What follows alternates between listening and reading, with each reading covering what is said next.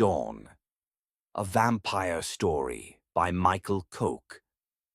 The dawn was beginning to break, the first hints of light creeping over the horizon, casting a faint glow on the desolate battlefield.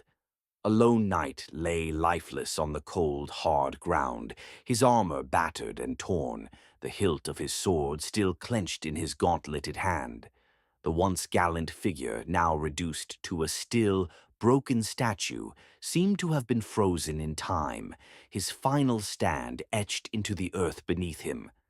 Not far from the knight's lifeless body, a figure struggled to rise, his breath ragged and shallow. The vampire, clad in black, his crimson eyes dim with pain, clutched a gaping wound in his side. The injury was severe. Silver had torn through flesh and bone, and he could feel the life, or whatever passed for it in his undead form, slipping away. He tried to move, but the pain was too much, and he collapsed back onto the blood-soaked ground. A low growl of frustration escaped his lips, his fangs glinting briefly in the growing light. He knew what was coming. The sun, with its deadly rays, would soon crest the horizon. There was no escape. As he lay there, the weight of the centuries pressed down on him, heavier than the wound that bled his strength away. He had lived for so long, seen empires rise and fall, watched the world change and shift around him. What had it all been for?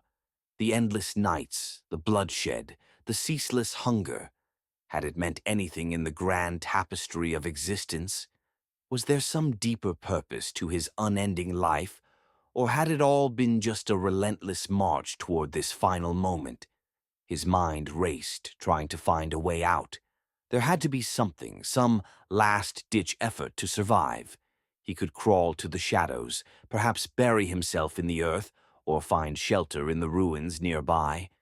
But even as he considered these options, he felt a deep weariness settle over him, a fatigue that went beyond the physical. It was the exhaustion of centuries, of an existence that had stretched on too long. What was the point? To survive another day, only to continue the endless cycle of night and blood?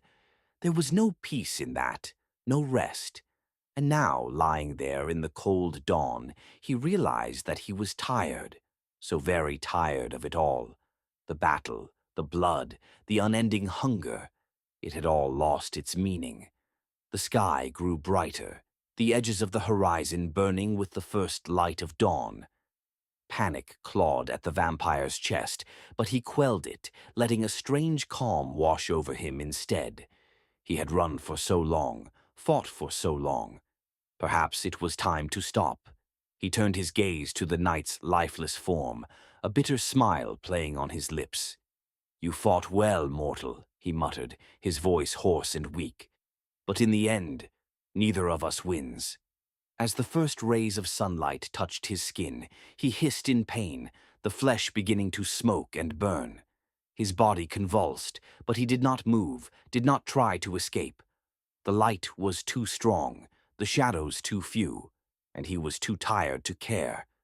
The vampire's body began to disintegrate, turning to ash in the growing light. His last thoughts were not of fear, but of a strange, weary acceptance. He had lived for so long, seen so much.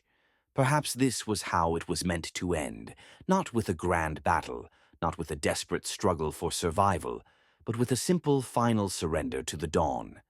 And as the sun rose fully into the sky, the vampire was gone, leaving behind nothing but a pile of ash beside the fallen knight, the only witnesses to a battle that had claimed them both. The world moved on, indifferent to their fates, as the sun climbed higher, bathing the land in light.